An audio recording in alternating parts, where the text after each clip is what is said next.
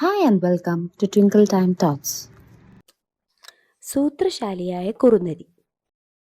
ഒരിടത്ത് ഒരു കാട്ടിൽ തങ്ങളുടെ പുതിയ രാജാവിനെ തിരഞ്ഞെടുക്കുന്നതിനായുള്ള കനത്ത മത്സരം നടക്കുകയായിരുന്നു.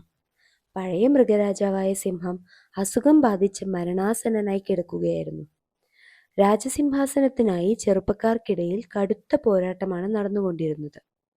ഇതിനിടയിലാണ് വിശന്നു വലഞ്ഞ ഒരു കുറുനരി അടുത്തുള്ള ഗ്രാമത്തിൽ ഭക്ഷണം തേടിയെത്തിയത്.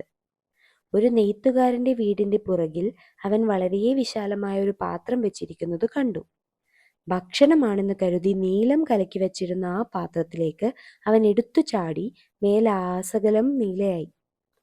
പുഴയിലെ വെള്ളത്തിൽ തന്റെ പ്രതിബിംബം കണ്ട അവൻ ചിന്തിച്ചു, മറ്റുള്ള മൃഗങ്ങളെ പേടിപ്പിക്കാമോ എന്നും ഞാനൊന്ന് നോക്കട്ടെ. കാട്ടിൽ പ്രവേശിച്ച കുറുനരി എല്ലാവരും തന്നെ ഭയക്കുന്നതായി മനസ്സിലാക്കി. അവൻ അവസരം മുതലാക്കിക്കൊണ്ട് മറ്റുള്ളവരോട് പറഞ്ഞു, നോക്ക്, ഞാനാണ് നിങ്ങളുടെ പുതിയ രാജാവ്. ഇനി മുതൽ എല്ലാ ദിവസവും നിങ്ങൾ എനിക്ക് ഭക്ഷണവും വെള്ളവും എത്തിച്ചു തരണം. ഇനി മുതൽ എൻ്റെ വാക്കായിരിക്കും ഈ കാട്ടിലെ നിയമം. മറ്റു മൃഗങ്ങൾ തങ്ങളുടെ ഊഴപ്രകാരം അപ്രകാരം ചെയ്യുവാൻ തുടങ്ങി.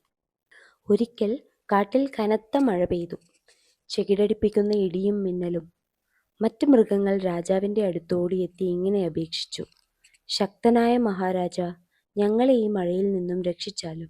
കുറുനരി പറഞ്ഞു, പേടിക്കണ്ട, ഞാൻ ഇപ്പോൾ തന്നെ മഴ നിർത്തിത്തരാം. മഴയിലേക്കിറങ്ങിയ കുറുനരി വെള്ളത്തിൽ കുളിച്ചു നനഞ്ഞു. സാവധാനം കുറുനരിയുടെ നീലനിറം അലിഞ്ഞില്ലാതാവുകയും അവന്റെ യഥാർത്ഥ നിറം പ്രത്യക്ഷമാവുകയും ചെയ്തു. മഴ നിർത്താനാവാതെ വന്ന അവൻ മറ്റുള്ളവരോട് പറഞ്ഞു, ഖേദമുണ്ട് സുഹൃത്തുക്കളെ. എന്നാൽ തുടരുവാൻ അനുവദിക്കാതെ മറ്റു മൃഗങ്ങൾ ഉച്ചത്തിൽ വിളിച്ചു പറഞ്ഞു, എടാ കള്ളക്കുറുനരി. അവൻ തൻ്റെ ജീവനും കൊണ്ടോടി രക്ഷപ്പെടേണ്ടതായി വന്നു. ഗുണപാഠം: കൗശലം അധികനാൾ വിജയിക്കുകയില്ല. Thank you for watching. Please like, subscribe our channel.